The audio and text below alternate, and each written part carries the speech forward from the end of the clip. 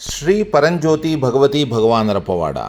ಇದು ತಮಿಳುನಾಡಿನ ಕೊಯಂಬತ್ತೂರಿನ ವಿಘ್ನೇಶ್ ಅನ್ನುವವರಿಗೆ ಆದಂತಹ ಅನುಭವ. ಅವರು ಹೀಗೆ ಹೇಳುತ್ತಾರೆ. 2022ರ ನವರಾತ್ರಿ ಹೋಮದ ನಮ್ಮ ಕುಟುಂಬದ ಸಂಕಲ್ಪವು ನಾವು ಒಂದು ಹೊಸ ಐಷಾರಾಮಿ ಕಾರನ್ನು ಕೊಂಡುಕೊಳ್ಳುವುದು ಮತ್ತು ಕೊಯಮತ್ತೂರಿನ ನಗರ ಮಿತಿಯಲ್ಲಿ ಒಂದು ಒಳ್ಳೆಯ ವಾಸಸ್ಥಳದಲ್ಲಿ ಜಾಗವನ್ನು ಖರೀದಿಸುವುದಾಗಿತ್ತು. ನಾವು ಕೊಳ್ಳುವ ಆಸ್ತಿಯು ನಮ್ಮ ಅಕ್ಕಪಕ್ಕದಲ್ಲೇ ಇರಬೇಕೆಂಬುದು ನಮ್ಮ ಆಶಯವಾಗಿತ್ತು. ಈ ವರ್ಷ ನವರಾತ್ರಿಗೆ ಮುಂಚೆಯೇ ನಾವು ಬಯಸಿದಂತೆ ನಮ್ಮ ಅಕ್ಕಪಕ್ಕದಲ್ಲೇ ಒಂದು ಜಾಗವು ಖರೀದಿಗೆ ಇರುವುದಾಗಿ ನಮಗೆ ತಿಳಿಯಿತು.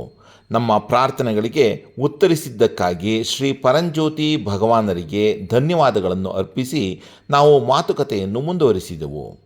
ನಾವು 6.75 ಸೆಂಟ್ಗಳ ಜಾಗವನ್ನು ಕೊಯಮತ್ತೂರಿನಲ್ಲಿ 80 ಲಕ್ಷಕ್ಕೆ ಕೊಂಡುಕೊಳ್ಳುವ ಅನುಗ್ರಹಿಸಲ್ಪಟ್ಟಿದ್ದೆವು. 2023ರ ನವಗ್ರಹ ಹೋಮದ ಸಮಯದಲ್ಲಿ ನಾವು ಶ್ರೀ ಪರಂಜ್ಯೋತಿ ಭಗವತಿ ಭಗವಾನರನ್ನು ನಮಗೊಂದು ಐಷಾರಾಮಿ ಕಾರನ್ನು ಅನುಗ್ರಹಿಸುವಂತೆ ಪ್ರಾರ್ಥಿಸಿದೆವು.